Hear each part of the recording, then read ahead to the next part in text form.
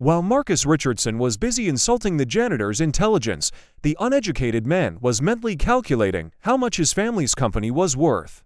Spoiler alert, it was $2.3 billion. What Marcus didn't know was that he was about to fire his own father's heir and destroy his career in the process. This is the story of the biggest corporate mistake in business history. Varsale and Metin, welcome to The Plot Twist, the channel where every story has an unexpected ending that will blow your mind. I'm your host, and today's story is absolutely incredible. Make sure to hit that subscribe button and ring the notification bell because you don't want to miss the shocking stories we share every week. If you love stories where karma serves justice, this channel is for you. Let's dive in. The sleek glass towers of Richardson Industries pierce the Manhattan skyline like silver needles. Founded in 1952 by William Richardson, the company had grown from a small construction firm to a multinational empire spanning real estate, technology, and finance.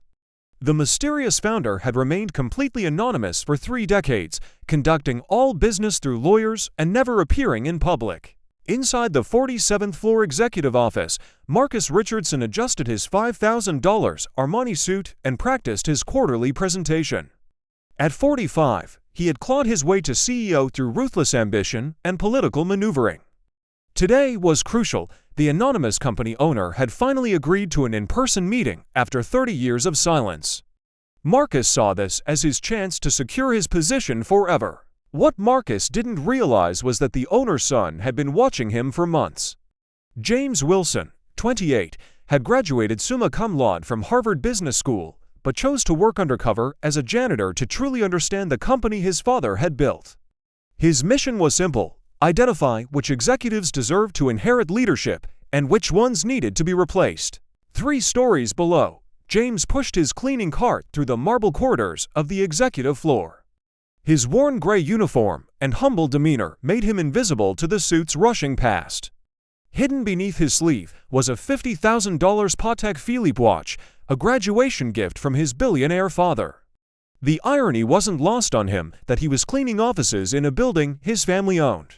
The transformation hadn't been easy. 6 months ago, James had been living in a penthouse overlooking Central Park, driving a Ferrari, and dining at Michelin-starred restaurants. Now he lived in a modest studio apartment, took the subway to work, and packed simple lunches. The experience had opened his eyes to a world he never knew existed, the world of the working class. His father, William Richardson, had insisted on this unconventional evaluation process. "You can't lead people you don't understand," the old man had said from his hospital bed. "Work among them. See who treats you with dignity when they think you're nobody.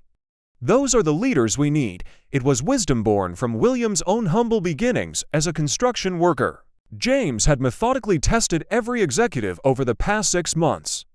Most had been decent, treating him with basic courtesy. Some had been genuinely kind, learning his name and asking about his family. But Marcus Richardson had been different from day one, dismissive, arrogant, and openly contemptuous of anyone he perceived as beneath his status. The pattern had been consistent. Marcus would arrive each morning in his chauffeur-driven Bentley, bark orders at the doorman, and stride through the lobby without acknowledging a single employee. He snapped at receptionists, berated assistants for minor mistakes, and treated the cleaning staff like they were invisible or, worse, like they were obstacles to his important work. James had documented everything: the way Marcus humiliated a security guard for asking to see his ID, the time he made a pregnant secretary work late without overtime pay, the incident where he fired a cafeteria worker for accidentally spilling coffee near his table. Each action revealed a man who had forgotten that success should come with responsibility, not just privilege. This morning felt different. James had received a text from his father's legal team. "Today's the day. The meeting is scheduled for 3 p.m. Are you ready to reveal yourself?" James had stared at the message for a long moment before responding. "Yes, let's see what kind of man Marcus Richardson really is when he thinks no one important is watching." At 11:30 a.m., James knocked softly on Marcus Richardson's office door. The mahogany portal bore a brass nameplate that read Chief Executive Officer in elaborate script. Beyond it lay a corner office with floor-to-ceiling windows offering a commanding view of the city. James took a deep breath. knowing this would be the last time he entered this room as a janitor. "Excuse me, sir," James said in the quiet, deferential tone he had perfected over 6 months. "I need to clean your office now." Marcus didn't even look up from his laptop screen. His fingers flew across the keyboard as he muttered about quarterly projections and board expectations. To him, the janitor was just another piece of furniture that occasionally moved around the room. James began his routine, emptying wastebaskets and dusting surfaces with practiced efficiency. He had become genuinely good at this job, finding satisfaction in the honest work that his privileged upbringing had never exposed him to. As he cleaned, he observed Marcus preparing for the afternoon meeting, the meeting where Marcus expected to finally meet his mysterious boss face-to-face. "Could you move faster?" Marcus snapped without looking up. "I have the most important presentation of my career in 4 hours, and I can't concentrate with you shuffling around like a zombie." James continued cleaning methodically, his movements deliberate and professional. He had learned that responding to Marcus's rudeness only invited more abuse, so he had perfected the art of dignified silence. Marcus's phone rang, and he answered with his practiced executive voice. "Richardson speaking. Yes, I'm ready for this afternoon. I've prepared a comprehensive strategy that will take this company to the next level." He paused, listening. "No, I don't need anyone else in the meeting. I can handle the owner myself. I've been running this company successfully for 3 years. Marcus's phone rang, and he answered with his practiced executive voice. "Richardson speaking. Yes, I'm ready for this afternoon. I've prepared a comprehensive strategy that will take this company to the next level." He paused, listening.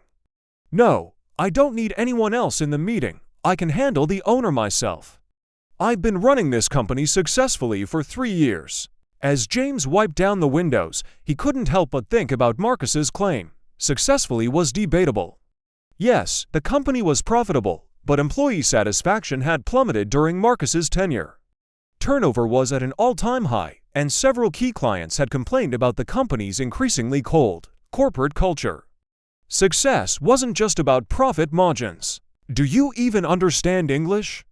Marcus suddenly barked, startling James from his thoughts. "I said move faster. I don't have all day to watch you pretend to work." The words stung, not because they were true, but because they revealed the depth of Marcus's prejudice. He saw a janitor and assumed incompetence, laziness, and ignorance. James straightened slowly, meeting Marcus's eyes for the first time. "I understand English perfectly, sir," he said calmly. "I'm just trying to do a thorough job." Something in his tone gave Marcus pause. It was too articulate, too confident for what he expected from a simple janitor. But his arrogance quickly reasserted itself. "Thorough?" Marcus laughed harshly. "You're a janitor, not a brain surgeon. It's mopping and dusting, not rocket science. Even someone with your limited education should be able to figure it out." He gestured dismissively at James's uniform. "This is exactly what's wrong with this company. We hire anyone off the street and expect excellence." The insults continued to flow as Marcus worked himself into a righteous fury. He seemed to be using James as a target for all his pre-meeting anxiety. "I bet you didn't even finish high school, did you? What's your plan? Mop floors for the rest of your life? Some people are born to lead, others are born to follow. Guess which category you're in?" James's hands tightened slightly on his cleaning cloth, but he maintained his composure. Hidden in his pocket, his phone buzzed with another message from the legal team. "Cameras are rolling. Everything is being documented for the board meeting tomorrow. Stay strong." James had insisted on recording Marcus's behavior as evidence for the executive review. "You know what your problem is," Marcus continued, warming to his theme. "You people never take initiative, you just do the minimum and expect to get paid.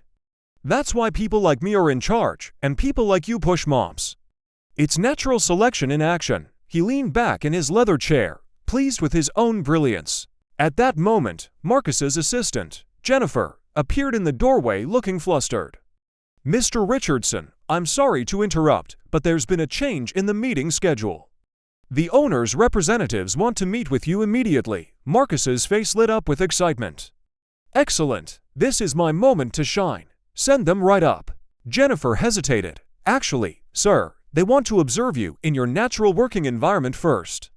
They're very interested in leadership style and employee relations. She glanced nervously at James, who was quietly organizing his cleaning supplies. They specifically want to see how you interact with staff members. Marcus's chest puffed with pride. Perfect.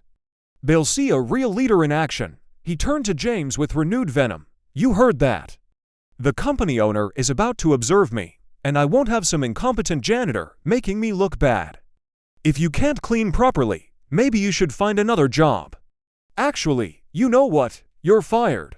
The words hung in the air like a death sentence. James slowly stopped what he was doing and turned to face Marcus fully. For 6 months, he had endured insults, condescension, and outright cruelty, all in service of understanding what kind of man Marcus Richardson really was. Now he had his answer, and it wasn't pretty. Fired, James repeated quietly. Are you sure about that decision, Mr. Richardson? There was something in his voice, a subtle shift in tone that should have warned Marcus he was treading on dangerous ground. But arrogance had made the CEO deaf to subtlety. He saw only a janitor questioning his authority. Are you questioning me? Marcus roared, standing up so quickly his chair rolled backward. Security, get this insubordinate fool out of my building right now. He reached for his phone to call security, his face red with rage. I don't know who hired you, but you're done here. Clear out your locker and don't come back. That's when the office door opened and Sarah Chen, the company's head of legal affairs, entered with 3 men in expensive suits. Behind them came Jennifer, looking pale and nervous. Mr. Richardson, Sarah said in a voice that cut through his ranting like a blade. I need you to stop what you're doing immediately. Marcus spun around, confused by the sudden influx of people. What's going on here? I'm trying to fire an incompetent employee, and suddenly my office is Grand Central Station. He gestured wildly at James. This janitor was being insubordinate, so I terminated him. Is there a problem with that? Sarah Chen took a deep breath, her expression a mixture of professional duty and personal disappointment. Mr. Richardson, I'd like you to meet James Richardson Wilson, son of company founder William Richardson. He's been working undercover for the past 6 months to evaluate executive performance and leadership qualities throughout the organization. The silence that followed was deafening. Marcus's face went through a series of expressions: confusion, disbelief, horror, and finally, devastating realization. He looked at James with new eyes, seeing for the first time the family resemblance to the founder's old photographs that hung in the lobby. The quiet confidence, the aristocratic bone structure, the intelligent eyes he had dismissed as stupidity. James slowly removed his cleaning gloves, revealing the platinum signet ring bearing the Richardson family crest, the same symbol that appeared on every company letterhead and business card. He straightened to his full height, and his entire demeanor transformed. Gone was the submissive janitor. In his place stood a confident young executive with generations of leadership in his blood. What an incredible plot twist! Marcus thought he was firing a janitor, but he was actually destroying his own career. This proves you should never judge people by appearance. You never know who you're dealing with. What did you think? Drop your thoughts below, smash that like button, and subscribe for more shocking stories. Remember, treat everyone with respect because the biggest surprises come from unexpected places.